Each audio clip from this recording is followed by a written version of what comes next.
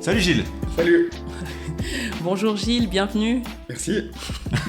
On rigole un petit peu parce qu'on a eu une petite phase où on a parlé pendant un moment et les micros se sont débranchés, donc voilà pourquoi on est chaud pendant un petit moment.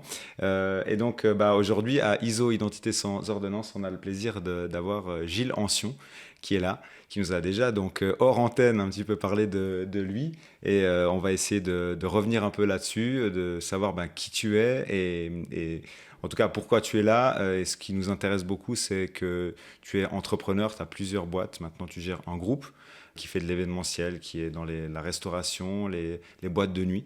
Et l'idée pour nous et nos auditeurs, ça aurait été de connaître un petit peu mieux ces facettes-là et puis d'apprendre à te connaître aussi. Donc, est-ce que tu peux te présenter ? Pour une deuxième fois. Avec plaisir. Voilà, je m'appelle Gilles Ancion, je vais avoir 39 ans bientôt, je suis originaire de Belgique et puis j'habite en Suisse depuis 2007. Je suis venu en Suisse en 2007 pour mes études, mais en fait je connais la Suisse depuis beaucoup plus longtemps que ça, puisque j'y viens depuis que je suis tout petit avec mes parents pour skier dans les Alpes, notamment en Valais. Et puis en plus de ça, j'ai fait beaucoup d'alpinisme quand j'étais jeune, et donc j'ai pas mal fait de randonnée, d'escalade et d'alpinisme aussi l'été. Et donc voilà, je suis arrivé en Suisse en 2007. J'ai fait mes études à l'école hôtelière de Glion, qui a donc un site à Montreux et puis un autre site à Bulle. Et puis à la suite de mes études, j'ai décroché mon premier job au bar Le Bureau à Bulle en tant que directeur.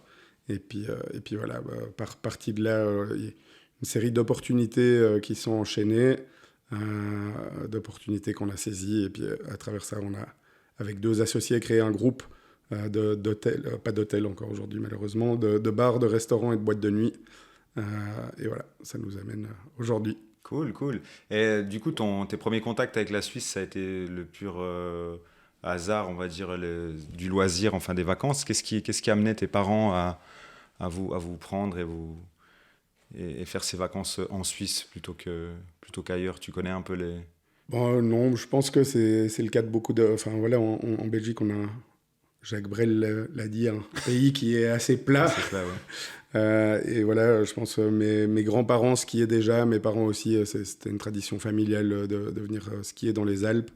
Et donc, c'est une tradition que mes parents ont perpétuée. Et voilà, on allait souvent en Valais, souvent à Verbier.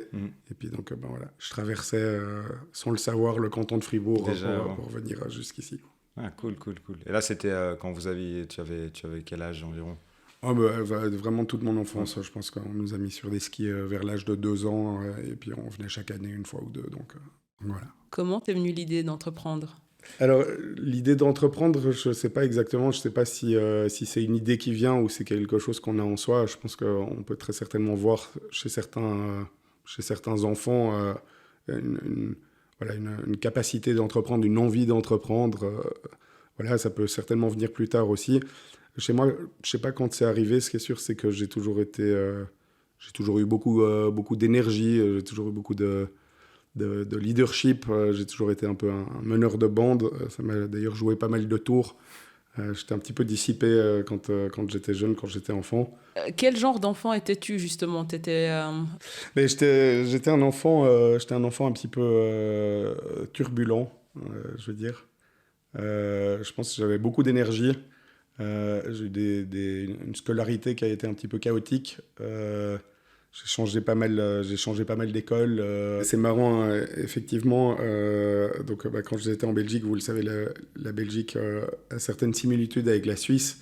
La Suisse, c'est un pays quadrilingue, mais la Belgique, c'est un pays trilingue, avec des langues qui sont moins parlées. Donc, les 2 langues principales, c'est le français et le néerlandais, ce qu'on appelle le flamand en Belgique, mais c'est la même langue.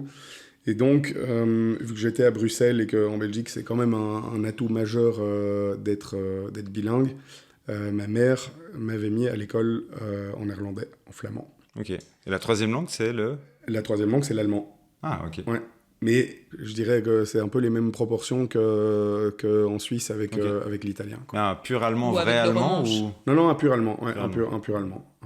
Et donc, ma mère m'avait mis à l'école en néerlandais. Et puis là, ça s'est très mal passé. Alors bon, c'était c'était les années 90, ces années encore un petit peu barbares. Et donc, ça se passait mal chez les Flamands. Et on m'avait envoyé au centre psychomédico-social. Ça s'appelait le PMS, où on testait un petit peu les capacités intellectuelles des enfants. Alors, je pense que vous avez déjà vu ça, mais à l'époque, on utilisait des termes, ça allait de débile profond à génie, ce qu'on appellerait HP aujourd'hui. Et donc les Flamands, ils avaient, après m'avoir testé, ils avaient décrété que j'étais débile, débile profond. Et donc ils ont convoqué ma mère et ils lui ont dit, mais écoutez madame, c'est pas possible, votre enfant il peut pas rester dans l'enseignement classique, dans l'enseignement général, parce que il a pas les capacités, il faut qu'il aille dans un enseignement adapté avec des enfants comme lui. Voilà, faire des dessins, des duplos, ça va en rester là, quoi. Et ils avaient utilisé le terme débile, et ma mère, heureusement, c'est une femme qui a un caractère fort, qui a totalement refusé ce constat, qui s'est fâchée sur eux, et qui a dit je vous interdis de parler comme ça de mon enfant, c'est pas du tout vrai, et voilà. Et donc elle s'est fâchée, elle m'a retiré de l'école en néerlandais, et là elle m'a passé dans l'école en français. Et là, dans l'école en français, ça s'est tout aussi mal passé que dans l'école en flamand. Ça allait pas du tout, je faisais n'importe quoi, j'arrivais pas à suivre. Et bon, là aussi, les francophones, ils avaient leur propre centre de test.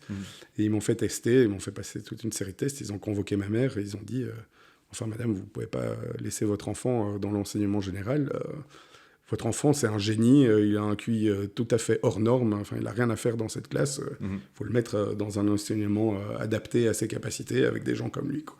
Voilà, donc ma mère avait ces deux constats extrêmes, elle a fait une moyenne des deux, elle a dit, bon, il y en a qui ont dit qu'il était débile, les autres ont dit que c'était un génie, on va faire une moyenne, il est normal, on va le laisser là où il est, on va pousser un petit peu, et puis ça s'est bien passé quand même. Okay. Donc là, c'est elle qui a pu décider, en gros...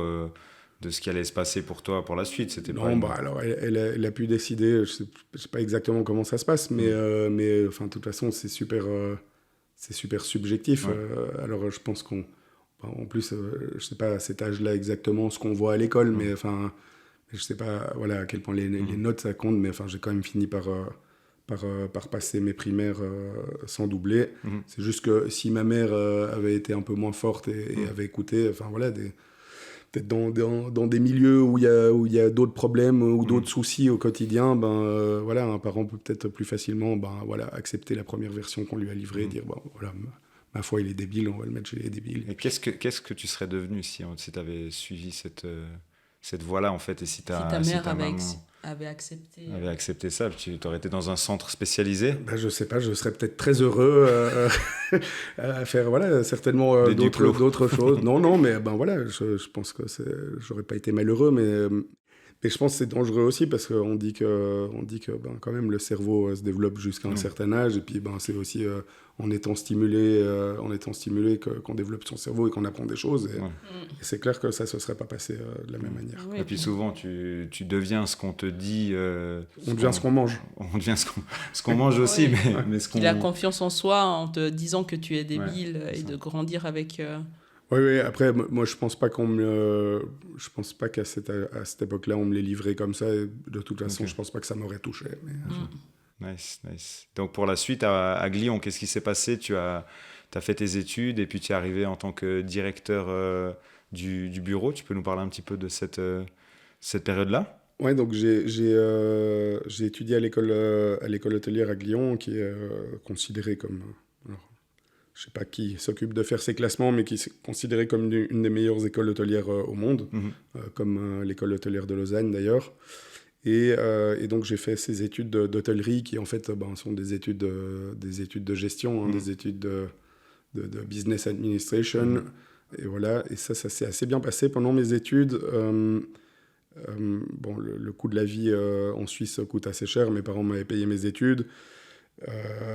Évidemment avec les autres étudiants on sortait beaucoup, on avait des besoins, je n'avais pas spécialement l'argent de poche pour, donc quand j'avais du temps libre, je travaillais dans des bars et dans des restaurants pour me faire un petit peu d'argent de poche, et c'est comme ça que j'ai rencontré pas mal de monde dans la région, Et c'est d'ailleurs comme ça que j'ai eu mon premier job, parce que je travaillais dans des bars à Bulle et aussi j'organisais pour le comité des étudiants.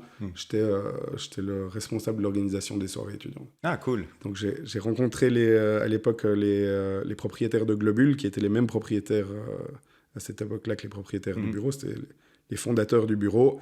Et quand j'ai terminé mes études, le bar qu'ils avaient créé 2 ans auparavant avait pris pas mal d'importance et pas mal de succès. Et ça dépassait un petit peu leurs compétences. Et ils se sont dit, bon, ben voilà, il faudrait un professionnel pour gérer un établissement de ce calibre-là. Et on a une école qui forme des professionnels à Bulle. Et voilà, en recoupant toutes les informations, les planètes étaient alignées et c'est tombé sur moi. Ah, magnifique. Ouais. Bah, c'est marrant parce que j'ai aussi été président d'une association d'étudiants en sport, du coup. Et puis on a aussi créé des soirées pour les étudiants de l'université de Fribourg, et ça a pris aussi une ampleur. Qui s'appelait la SMUF. C'était la première année qu'on a... J'ai entendu parler de la SMUF Party. Qui existe toujours aujourd'hui, parce que dans nos établissements à Fribourg, il nous arrive de faire des collaborations avec la SMUF. Voilà. Donc c'est un des fondateurs. Voilà. Bravo. Merci. Merci. Non, mais merci surtout. De rien. Mais tu vois, et je me rappelle une des premières soirées qu'on a fait, il y avait une 15aine de personnes à l'époque. Ouais. Ça, il faudra qu'on retrouve, parce que j'ai revu le flyer où ça s'appelait l'Irish à l'époque. Et puis c'est chez toi. Hein. Donc c'était une de nos premières soirées. On l'a réalisée là-bas. Et c'était la première soirée où il y avait... c'était pas la première fête. Il y en a eu plusieurs, mais je pense que la deuxième édition... Ça a été en fait le record de là-bas. Il n'y a jamais eu autant de monde à l'étage. Ils ont dû arrêter de faire entrer les gens. C'était la folie. Donc on avait un concept, c'était soirée lunettes de soleil. Sunglasses. Donc c'est trop cool à l'époque. Et voilà. Donc et puis j'avais posé sur le flyer avec une afro, c'était ça ? C'était juste, ouais. Et puis non, c'était vraiment cool. Donc voilà comment les informations se recoupent. Le monde est petit, ou en tout cas le canton de Fribourg est petit. 2010. C'est 2010, Ouais, et moi, en 2010, je commençais au bureau. Donc, on aurait presque pu se croiser dans le cadre de l'organisation de ces fêtes. Ouais. Du coup, tu disais que en fait, tu as rencontré des gens via un peu la vie nocturne que tu avais. Ça veut dire que tu étais encore... tu te comportais bien, quoi. Sinon, ils ne t'auraient pas forcément pris comme... alors, je pense que les choses ont pas mal évolué. En fait, Glion est à Bulle depuis très longtemps. Okay. Je dirais, je sais pas, en tout cas une trentaine d'années. Il y a eu différentes périodes de l'histoire. Il y a eu des périodes de l'histoire où ça s'est pas toujours bien passé. Okay. Parce que faut savoir une chose. Glion, c'est une école privée. C'est des frais de scolarité qui sont assez élevés. Donc forcément, vous avez affaire à 2 types de clientèle. Vous avez affaire soit à des gens qui sont sponsorisés par une entreprise ou par un gouvernement parfois, ou alors vous avez affaire à des gens qui ont a priori des parents qui ont un petit peu de moyens. Et donc forcément, dans ces gens qui ont un petit peu de moyens, il n'y a pas toujours tout le monde qui se tient très bien. Il y a un peu, il y a totalement d'ailleurs ce qu'on appelle des gosses de riches. Et puis des gosses de riches il y a 30 ans dans un environnement qui est la Gruyère, qui au premier abord est quand même un petit peu rural, un petit peu bourru. Alors maintenant les choses ont évolué, mais il y a quelques années c'était quand même encore vraiment difficile de pénétrer cet univers-là. C'est arrivé qu'il y ait pas mal de clash. Et en 2010, on sortait un petit peu de cette période-là, mais c'est sûr que la population des élèves de Glion et la population locale se mélangeaient très peu. Moi, au-delà de mon activité d'organisateur de soirée, je travaillais dans des bars et puis je faisais des extras dans des événements gruyériens au comptoir, à goût et terroir et tout ça. Donc, je me suis quand même pas mal fondu dans le décor et je me suis déjà à cette époque-là créé certaines relations. Et voilà, après, entre un Belge de la campagne et un bon paysan gruyérien, il n'y a pas grand-chose de différent. On est totalement capable de se retrouver. Je me rappelle aussi, parce que j'ai travaillé en 2013 justement à l'hôpital de Ria, qui est juste à côté de Bulle. Et effectivement, les élèves de Glion n'avaient pas bonne réputation. C'était, toujours à cette époque-là, ouais, toujours à cette époque-là. C'était surtout parce qu'on les voyait le week-end et puis... C'était à l'hôpital. Okay. Non, après, il y a toute une série de choses. Il y a toute une série de choses qui sont justifiées. C'est sûr que quand vous voyez un gamin qui passe dans une grosse décapotable ou dans une Ferrari et qui, en plus de ça, se tient mal, vous avez des raisons de lui en vouloir. Maintenant, si vous prenez le même gamin en Ferrari et qu'il est gentil comme un cœur, qui dit bonjour, qui dit merci, qui paye ce qu'il doit, les gens vont quand même avoir un problème. Les gens vont quand même avoir un problème envers lui parce que ils vont le juger. Au final, le gamin, il peut rien. Si ce n'est que, moi, même si j'avais des moyens, je pense pas que j'offrirais une Ferrari à mon enfant. Je pense que c'est une bonne manière d'éduquer des enfants. Mais à Glion, il y a beaucoup de cultures différentes aussi. Faut différencier quand même un occidental, un européen de personnes qui viennent de pays émergents où l'argent est arrivé récemment et où c'est un signe de réussite et où c'est vu de manière positive, quoi. Okay. Donc de cette casquette un petit peu de directeur du bureau, ensuite comment t'es venue l'idée, l'envie d'entreprendre, de t'associer, de faire ces acquisitions? Raconte-nous un petit peu la progression un petit peu de ces étapes-là. En fait, il y a deux choses. C'est sûr que en fait, j'ai quand même... j'ai très vite... mes premiers jobs étudiants, c'est quand même de travailler en Belgique dans des sociétés événementielles, dans ces sociétés qui montaient des tentes, notamment qui montaient des tentes pour des mariages et pour des événements extraordinaires, une boîte qui faisait des prestations d'un certain standing, et j'aimais bien ça. J'ai toujours travaillé dans des bars et dans des boîtes de nuit aussi. Enfin, j'ai toujours aimé ça, la restauration, l'événementiel, la nuit. Et donc voilà, c'est des choses qui m'intéressaient. Le bureau, c'était une très belle aventure parce que je l'ai pris j'ai pris la direction après sa 2e année. Ça tournait déjà très bien. Il y avait une grosse équipe en place, mais il y avait encore beaucoup de choses à construire et beaucoup de choses à développer. À cette époque-là, j'étais jeune, j'avais beaucoup d'énergie, j'avais beaucoup d'idées. Je comptais pas mes heures. J'avais une super équipe autour de moi que j'ai vraiment réussi à fédérer. Et ça a été une aventure incroyable parce que tout le monde tirait à la même corde et on bossait pour la même cause. Et on s'est nourri de grands succès. On n'a pas beaucoup dormi. Voilà. Mais ça, c'est par rapport au secteur d'activité. Après, c'est sûr que l'entrepreneuriat, je pense quand même que c'est un petit peu inné. J'avais pas l'intention de rester sous les ordres, entre guillemets, même si j'étais assez libre en tant que directeur. J'avais évidemment un conseil d'administration à qui je devais rendre des comptes. J'avais pas une carte blanche totale, mais j'étais quand même assez libre. Mais c'est sûr que je m'étais dit que je bosserais pas toute ma vie pour quelqu'un d'autre, et j'étais à la recherche d'opportunités. Je dirais qu'à cette époque-là, après mes 4 ans de directeur au bureau, j'aurais encore pu aller n'importe où sur la planète si on m'avait proposé quelque chose de sympa. Et puis, en fait, on calcule pas tout ce qui se passe. J'étais en coloc à l'époque avec 2 amis qui sont mes associés aujourd'hui. Et ces 2 amis étaient les gérants de Globule. Et puis Globule, en 2014, est arrivé un petit peu au bout d'un cycle au niveau de sa génération d'actionnaires. C'était déjà la 2e génération d'actionnaires. Globule qui a une boîte, Globule qui est une boîte de nuit, donc la grande boîte de nuit du canton de Fribourg, qui existe depuis bientôt 30 ans. Et donc à ce moment-là, ces actionnaires du bureau arrivaient au bout d'un cycle et ils ont de Globule, et du bureau qui étaient les mêmes. Ils sont arrivés au bout d'un cycle et ils ont décidé de vendre Globule. Et donc à ce moment-là, moi j'avais un petit peu fait le tour de la question au bureau. Je voyais qu'il n'y avait pas d'autres possibilités, que je ne pouvais pas aller plus loin, que les actionnaires à ce moment-là n'étaient pas prêts à avoir des discussions sur le bureau. Et donc on a décidé, avec mes 2 associés, mes 2 amis, mes 2 colocataires, de racheter cette première entreprise, quoi. Et puis à ce moment-là, évidemment, on a pris une décision importante. C'est celle d'arrêter d'habiter ensemble, parce que c'est pas une très bonne chose d'habiter ensemble et de travailler ensemble, mais je pense que vous le savez, non? On n'est pas colocataire. Non, vous n'êtes pas colocataire, ça va. Ça va. On a fait des choses différemment. Ouais. Et donc voilà, cette première entreprise dont on a fait l'acquisition. Et comment ça s'est passé, justement? Quelles ont été les étapes du moment où il y a cette idée, cette proposition de rachat et l'achat en lui-même? Bon, le métier, Valentin et Rémi, ils le connaissaient puisqu'ils étaient déjà dedans et c'est déjà eux qui pilotaient les activités et le courant.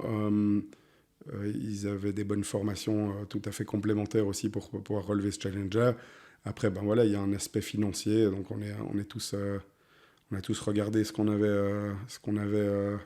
réussi à un petit peu épargner. On est allé voir nos oncles et tantes, nos parents, pour voir ce qu'on pouvait éventuellement se faire prêter.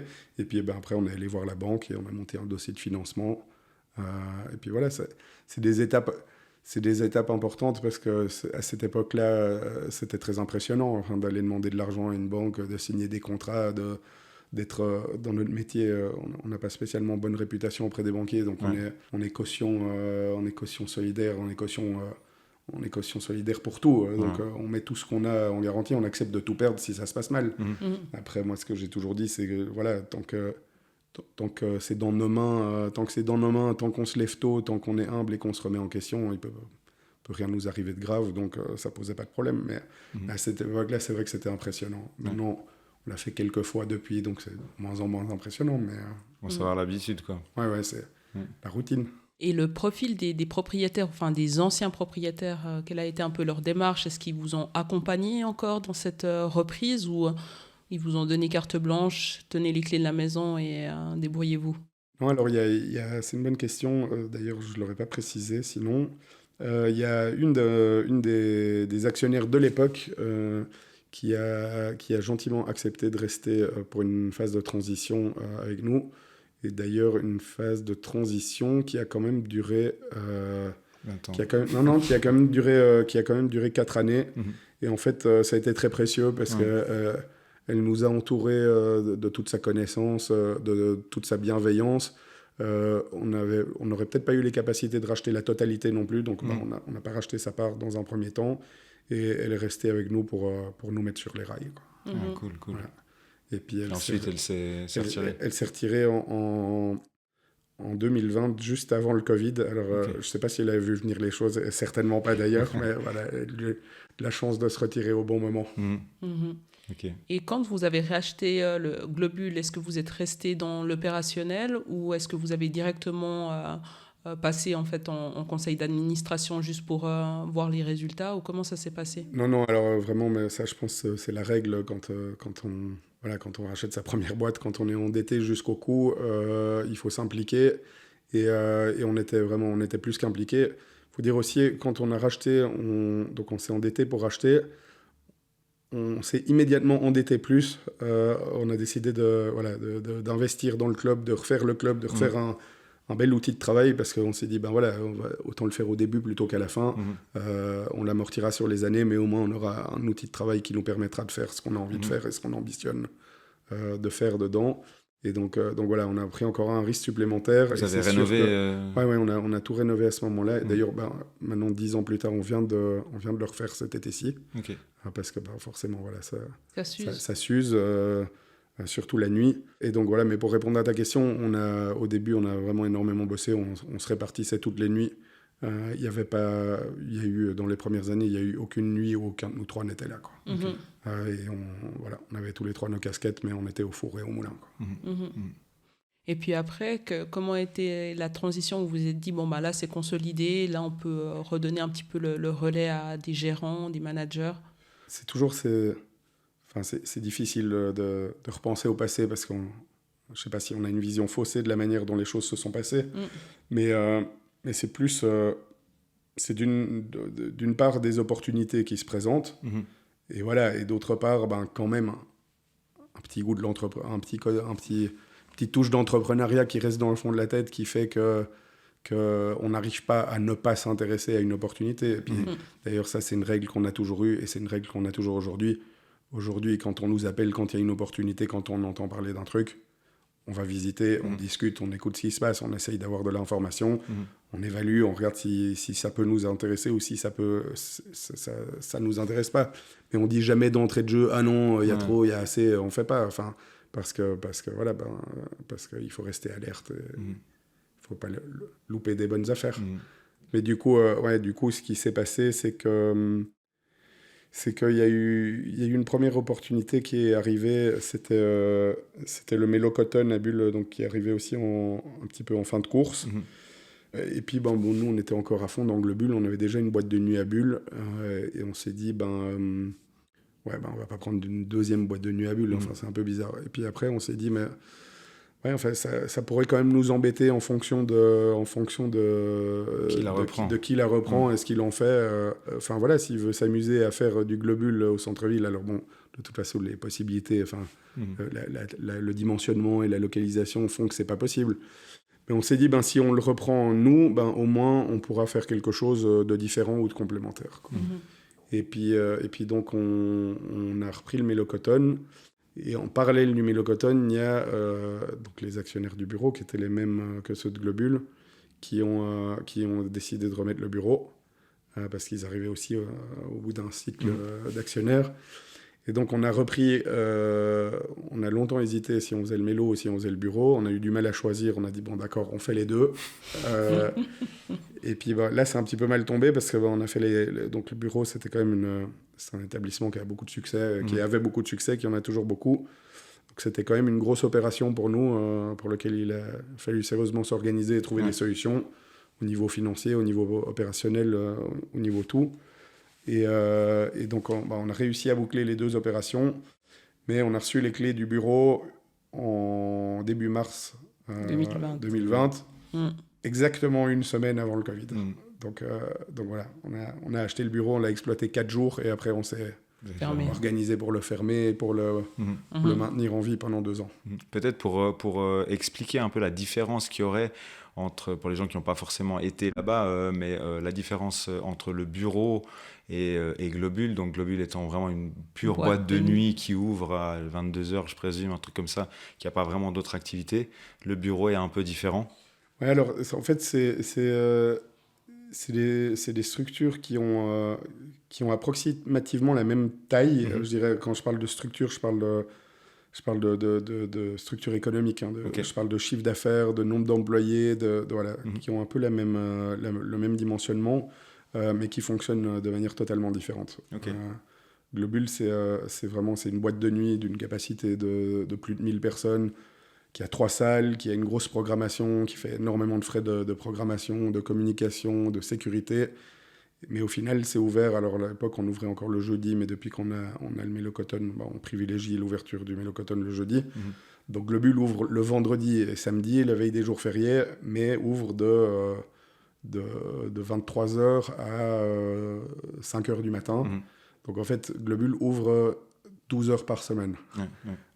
Mais ça nécessite les mêmes ressources que pour un établissement comme le bureau. Donc, le bureau qui est un café, bar, restaurant au centre-ville de Bulle, mais qui est ouvert 18 heures par jour, 7 jours sur 7. Le bureau, il ouvre à 6 heures du matin tous les jours. Il ferme à minuit en semaine, et puis le week-end, il ouvre à 8 heures et il ferme à 2 heures. Il est occupé tout le temps, quoi. Et puis, c'est marrant parce que la masse salariale des deux établissements et le chiffre d'affaires sont semblablement les mêmes, mais l'activité pas du tout.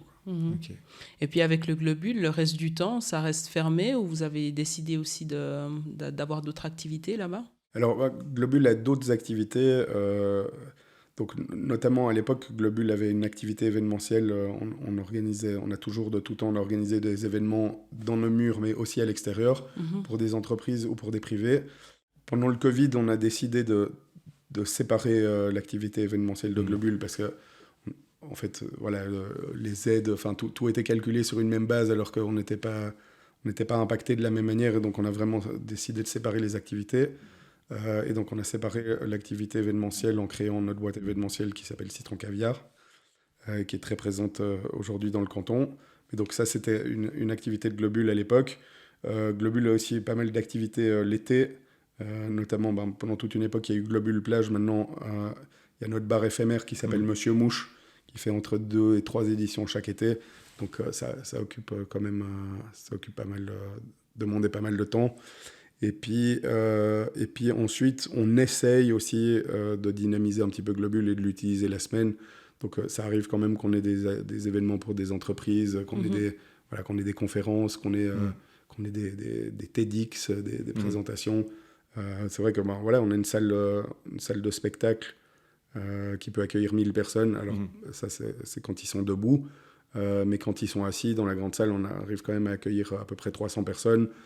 On a un écran LED, on a une sono, on a de l'éclairage, on a de la technique. Enfin, il y a tout qui est en place, quoi. Donc, il y a un parking. Donc, ça se prête pas mal à ce genre de choses. Pour en revenir peut-être un peu maintenant au Covid, je pense que pour les restaurateurs et les gens qui sont dans le milieu de la nuit, des boîtes de nuit, comment ça s'est passé? Je pense assez mal au début, mais enfin, qu'est-ce que ça t'a amené quand maintenant tu fais le bilan 5 ans plus tard quasiment? Je dirais pas que ça s'est mal passé parce qu'en fait il y a eu beaucoup de choses très intéressantes. Il y a quand même eu des choses positives. Enfin, il n'y a pas eu des choses positives, mais la première chose, c'est qu'on a été tellement touché violemment que voilà, le réflexe c'est de ne pas se laisser abattre, c'est de s'organiser, c'est de trouver des solutions. Donc en fait, on était totalement sous adrénaline, on était totalement suspendu à ce qui allait se passer. Et on a essayé d'être le plus réactif possible. On nous a dit vous devez fermer, on a fermé, vous pouvez réouvrir un jour, on a réouvert un jour, il faut faire assis, on a fait assis, il faut faire debout, on a fait debout. Et puis voilà, on a fait tout ce qu'on pouvait faire dès que des mesures se relâchaient. Ça nous a permis d'organiser la Woodball Arena à l'époque. On a été, grâce à Globule aussi, parmi les premiers à organiser des grands événements en Suisse romande après le Covid, quand ils ont permis d'organiser des événements tests. Mais par rapport à ça, il a fallu organiser, parce que le canton n'avait pas la capacité de tester 1000 personnes en 24 heures ou 2000 personnes en 24 heures. C'est la capacité que nous, on voulait accueillir dans notre festival, mais la condition, c'était que tout le monde était soit vacciné, soit testé. Donc, on a organisé des centres de tests à Globule qui justement étaient vides. Et donc voilà. Et puis, pendant toute cette période-là aussi, voilà, il a fallu quand même... gérer les aides, gérer économiquement, gérer pour nos employés, gérer pour nous-mêmes parce que les patrons n'étaient pas considérés comme des employés alors que pourtant on cotisait de la même manière, mais je ne sais pas pourquoi ils ont fait. Et donc voilà, on s'est aussi fédéré on a participé au mouvement suisse roman, mais on a participé au mouvement fribourgeois. On a créé un mouvement spécifique pour les patentes D, donc pour les boîtes de nuit du canton, parce que voilà, on était traités comme faisant partie de la gastronomie au sens large, sauf que voilà, les boîtes de nuit au sein de la gastronomie ont été plus durement touchées, plus longuement touchées que les autres acteurs de la branche. Donc voilà, on était très stimulés et vraiment sous adrénaline. Et voilà, et donc j'ai pas trouvé que ça a été... j'ai pas trouvé cette période difficile parce qu'en fait c'est un exercice intéressant de survivre et de s'organiser. Et de toute façon... personne n'aurait pleuré pour nous, ça servait à rien de se mettre à pleurer et de baisser les bras, enfin il ne se serait rien passé de bon, et donc on a vraiment tourné ça en positif et essayé de faire tout ce qu'on pouvait. Mais je pense que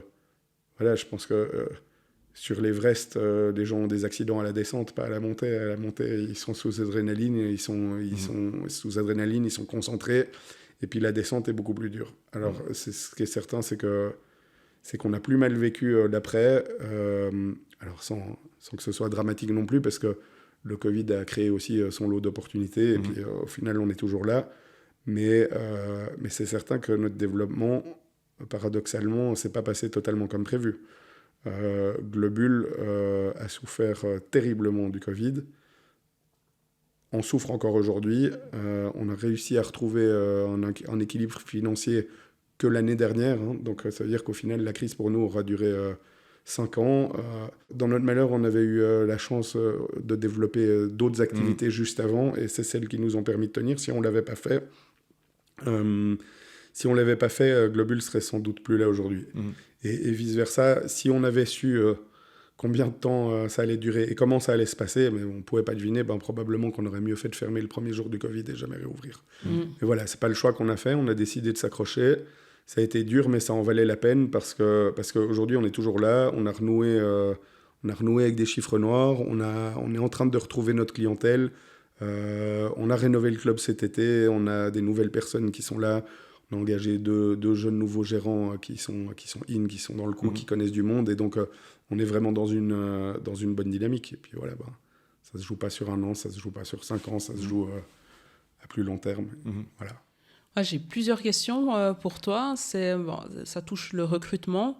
Je vais peut-être les dire avant. Une touche le recrutement, puis une la croissance. Pour le recrutement, quels sont les profils? Comment vous les sélectionnez? Est-ce que c'est un sujet où vous êtes très impliqué avec tes associés, ou bien vous prenez des recruteurs externes? Comment ça se passe? Non, en fait, on est une addition, on est une addition de on est une addition de PME. Jusqu'à présent, on était une addition de plein de sociétés en parallèle. Alors aujourd'hui, on a regroupé toutes ces sociétés sous une société mère, sous un groupe, et on est en train de se moderniser et de mettre en place, depuis 2 ans, on est en train de mettre en place des protocoles et des standards dans toute une série d'activités administratives. On est en train de standardiser les choses. Vous regroupez un peu aussi. Et donc, on a engagé une responsable RH au niveau groupe pour gérer plutôt les protocoles. Après, il y a des RH locales dans chacune des entreprises. Aujourd'hui, avec toutes les entreprises du groupe, on engage à peu près 350 personnes à l'année. Alors évidemment, ce n'est pas des équivalents plein temps, parce qu'on a plein de personnes à temps partiel, mais enfin, ce sont quand même nos salariés, ce sont tous des gens qui sont sous contrat chez nous.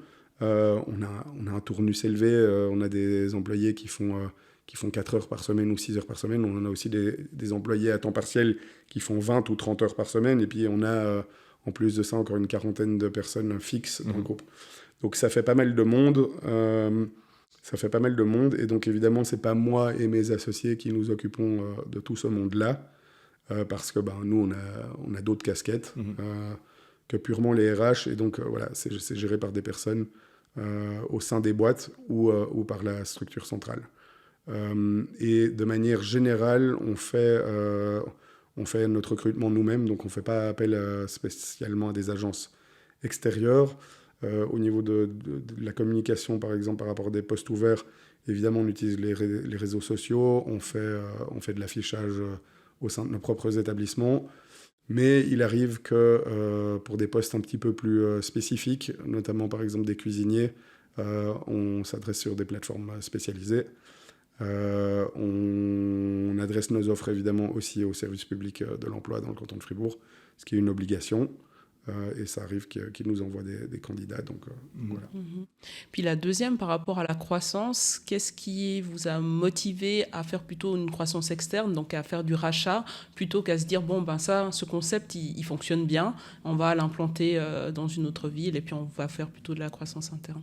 La première chose, c'est que dans notre métier, certainement, en tout cas plus que dans certains autres, la localisation d'un endroit est vraiment très très importante, le cadre de l'endroit aussi. Alors évidemment, aujourd'hui, trouver des locaux vides bien placés pour faire un nouveau bar ou un nouveau restaurant, ça court pas les rues. Et c'est ce qui a fait que on a plutôt repris des endroits existants. Après, il y a des endroits où on a repris des endroits existants avec des activités existantes et on les a repris sous la forme où elles existaient, en apportant que très peu de modifications. Il y a des endroits quand même où on a entrepris des rénovations majeures et où on s'est juste servi d'un local qui avait déjà une affectation, mais on a totalement changé le concept. Donc voilà, donc c'est un petit peu lié à ça. Et puis, il y a une chose aussi, c'est que c'est un petit peu passé par hasard. Aujourd'hui, on fait de la restauration, on fait du bar, on fait de la boîte de nuit, on fait de l'événementiel. C'est des choses qui sont complémentaires, mais qui sont totalement différentes. Mais on n'a pas une seule activité. C'est pas, par exemple, si vous prenez l'exemple de quelqu'un qui ouvrirait un restaurant de burgers, là, c'est quelque chose, c'est peut-être plus facile à franchiser, mais pour franchiser quelque chose, ça demande évidemment de changer de canton. Et puis ça, honnêtement, c'est pas une volonté de notre part aujourd'hui. On n'est pas du tout encore à ce stade-là de développement et probablement que ça n'arrivera jamais. Le canton de Fribourg, c'est déjà un environnement qu'il a fallu apprendre à connaître et à maîtriser. En connaître ses ficelles, ses facettes, son environnement. Et je pense pas que ça arrivera. On n'est pas prêt aujourd'hui d'aller à Lausanne ou dans un bassin qu'on connaît pas du tout, avec des concurrents très forts, avec des leaders très forts. C'est pas notre essence.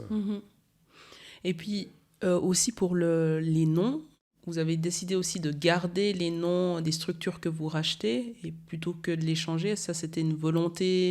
Est-ce qu'il y a eu une réelle réflexion? Il y en a que vous avez changé et il y en a que vous avez gardé. Hein. Ah oui, mais toujours dans par exemple, le Café des Grandes Places. Enfin, c'est local. Vous n'avez pas appelé ça Globule ou bien Globule Restaurant ou autre. Non, après, en fait, aussi, la raison pour laquelle on a fait une société mère, c'est pour des raisons économiques et fiscales, c'est pour pouvoir mettre des process et des standards en place, mais c'est pas pour se vanter, d'avoir un groupe fort et d'avoir X entités et qu'elles aient toutes le même nom. Enfin, chacun de nos établissements est un être libre et indépendant avec son propre ADN et sa propre créativité. Et donc, ce qui est certain, c'est que on n'aurait jamais mis toutes les enseignes sous le même nom. Et puis, peut-être par rapport aussi au nom qu'on a changé ou pas changé, c'est vrai et pas vrai. Et ça rejoint ce que j'expliquais avant. C'est que partout où on a repris des établissements existants qui fonctionnaient, dans lesquels on ne va pas dire qu'on n'a pas fait de modifications, parce qu'on a essayé d'apporter notre patte et on a essayé d'améliorer ce qui était déjà en place, tout en gardant tout ce qui fonctionnait bien. Dans tous ces endroits-là, on n'a pas changé les noms. Par contre, dans tous les endroits où on a repris, fait des gros travaux et changé totalement le concept, on a changé les noms. Le Café des Grandes Places, après, on n'est pas des génies pour trouver des noms. On s'est rendu compte, en fait, pourquoi est-ce que cet endroit s'appelait l'Irish ou même l'Irish, comme disaient les Fribourgeois. Parce qu'il y a un peu d'Irlandais dedans, mais est-ce que ça avait un sens dans ce bâtiment-là? Pas spécialement, ça s'est fait, voilà. Nous, le Café des Grandes Places, c'était un nom qui allait bien avec ce qu'on voulait faire. On voulait pas... On n'avait pas envie d'être dans une catégorie bar ou restaurant ou café. En fait, ça nous permettait d'être un petit peu les trois à la fois. Et ce qui est marrant, c'est que les gens le croiront ou le croiront pas, mais on s'est rendu compte, après avoir choisi le nom Le Café des Grandes Places, que cet établissement s'appelait comme ça avant de s'appeler l'Irish. Ah ouais? Ok. Mais en toute sincérité, on le savait pas. Okay. Et quand on l'a appris, on s'est dit, it makes sense. Soit on n'est pas trop con, soit on est aussi con que ceux d'avant. J'ai dû peut-être entendre ça de la part de ma mère, parce que c'est vrai qu'elle a toujours les anciens termes des établissements, elle arrive toujours à sortir. Alors peut-être qu'elle savait qu'à l'époque c'était ça. Moi j'avais une question par rapport à tout ce que vous avez aujourd'hui. Est-ce que tu peux énumérer les établissements que le groupe possède? On a parlé de Globule, on a parlé du Mélo-Coton, on a parlé du Café des Grandes Places.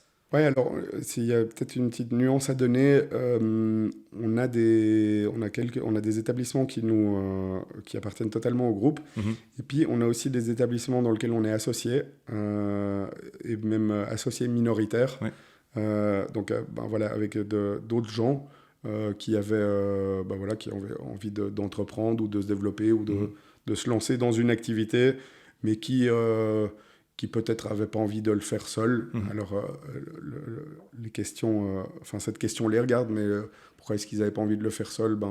Pour des raisons financières ou pour des raisons de compétences administratives ou pour être assurés. Et donc, il y a deux différents types d'établissements dans le groupe.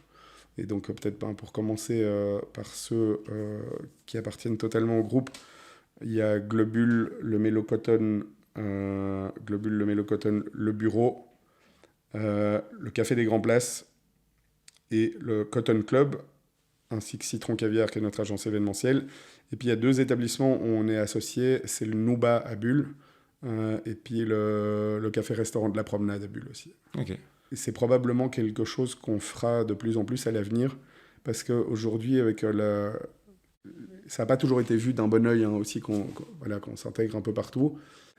Mais aujourd'hui, avec le volume qu'on a et la structure de gestion qu'on a pu mettre en place, les outils qu'on a pu acquérir, donc on a quelqu'un qui fait des ressources humaines au niveau groupe, on a quelqu'un qui fait de la comptabilité, de la fiscalité au niveau groupe, on a des graphistes, on a une société événementielle, on a beaucoup de matériel, on a des véhicules, on a des remorques, on a plein d'outils qui peuvent servir à tout le monde.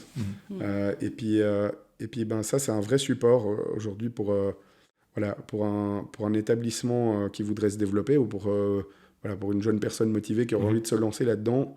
En fait, à travers notre structure, on lui offre un certain confort, une certaine sécurité et un certain service.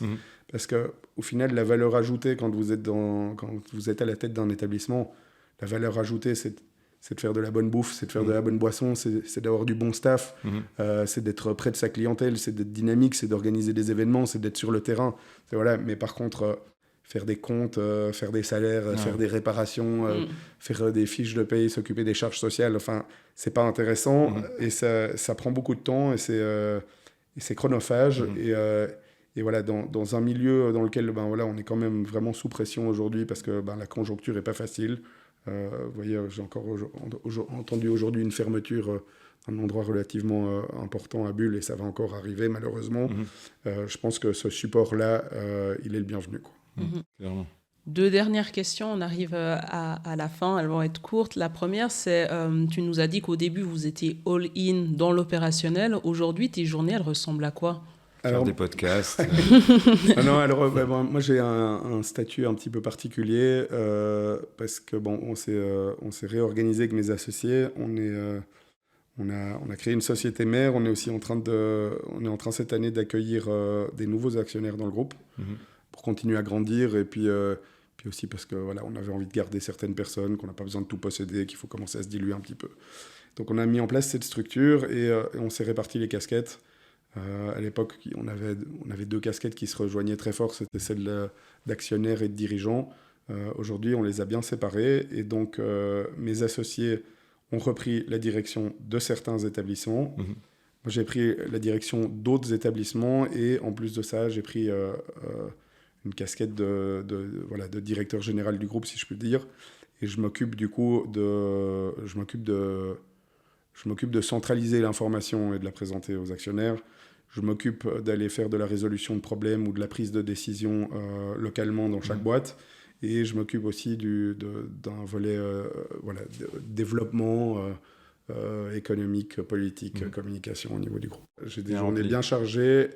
Et puis en plus, mes journées et mes années ne se ressemblent pas parce que il y a des ouvertures d'établissements, des gros travaux à planifier, il y a des choses qui se font qu'une fois, qui n'existent qu'une fois, ou des résolutions de problèmes. Quand vous perdez une ressource humaine majeure, parce que, pour revenir sur la question de tout à l'heure, on ne s'occupe pas des 350 personnes avec mes associés. Par contre, on s'occupe quand même d'une vingtaine ou une trentaine de personnes majeures qui nécessitent qu'on les recrute et qu'on les engage et qu'on les rencontre nous-mêmes. Donc quand vous devez retrouver une personne comme ça, ça demande de l'énergie, mais ça se fait. Il y a des fois où ça se fait 5 fois sur l'année, et puis il y a des fois où pendant une année, vous êtes tranquille. Super. Moi, j'avais aussi une dernière question pour toi, Gilles. Donc, Identité sans ordonnance, c'est aussi l'idée de montrer ce que Cindy et moi on fait, et on fait de l'accompagnement. Et il y a maintenant quelques temps, tu as commencé à te remettre en forme, à faire du sport. Enfin, tu en faisais déjà avant, mais à t'entraîner, à être coaché. Est-ce que tu peux nous dire un peu les choses qui ont pu changer pour toi, que tu as pu voir s'améliorer ou au contraire aller moins bien? Enfin, quel a été l'impact de cette prise en charge pour toi?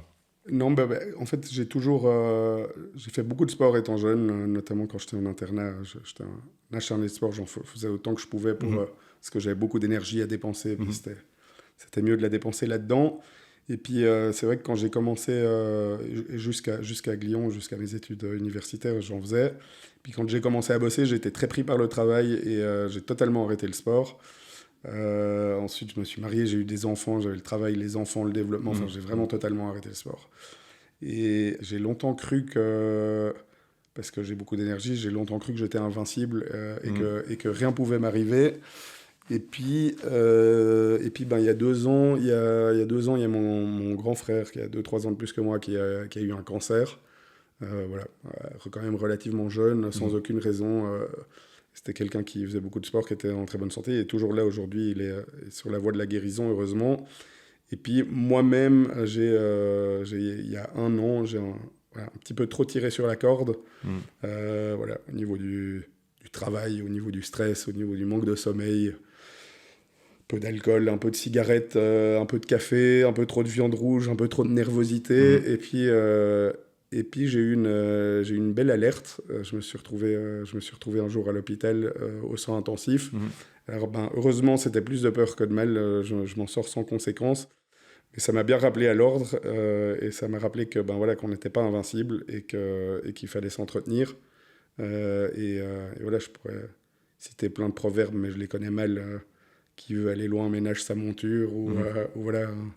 Un esprit sain dans un corps sain, enfin voilà, toutes ces choses-là sont totalement vraies et je pense qu'en tant qu'entrepreneur, on est beaucoup plus performant et on est beaucoup plus efficace, on a les idées beaucoup plus claires quand on arrive à se remettre en forme. Et donc voilà, j'ai commencé avec Dan, on essaye, j'ai de la chance aussi parce que j'aime bien l'exclusivité, être traité par le grand Manitou, c'est agréable. Et donc, voilà, on essaye de faire 2 fois par semaine. On n'y arrive pas toujours. Parfois, on arrive à 0, mais de toute façon, c'est mieux que rien. Ça me fait beaucoup souffrir. Je trouve pas toujours ça agréable sur le moment. Mais ça a un vrai impact, positif. Ça me fait du bien. Et voilà. Et donc j'ai pas mal changé d'état d'esprit par rapport à ça. Je me sens mieux et je suis plus performant. Je gère mieux mon stress aussi. Je philosophe un petit peu. J'ai arrêté de m'énerver sur ce que je pouvais pas changer. Donc ça m'a fait beaucoup de bien. Donc merci. Cool. Merci à toi pour la confiance. Et puis c'est vrai que quand on te voit, alors moi j'observe bien sûr les gens bouger et gérer leur effort. Et ça en dit beaucoup, je trouve, sur son caractère, sa façon d'aborder les choses et de voir que certaines personnes abandonneront absolument pas, alors que d'autres peut-être plus facilement. Certains seront peut-être résistants à la douleur, sont résilients, d'autres ne voudront pas montrer leurs émotions ou leurs entre guillemets faiblesses ou leur souffrance ou leur essoufflement. Et je trouve que c'est très, très révélateur, mais j'apprends à te connaître à travers ces discussions et ta façon de gérer l'effort. Donc, merci pour la confiance. Merci.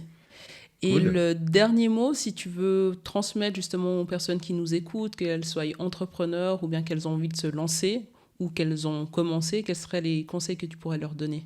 Je ne vais pas faire une très longue théorie sur la génération Z qui pour moi existe et il y a beaucoup de choses fausses.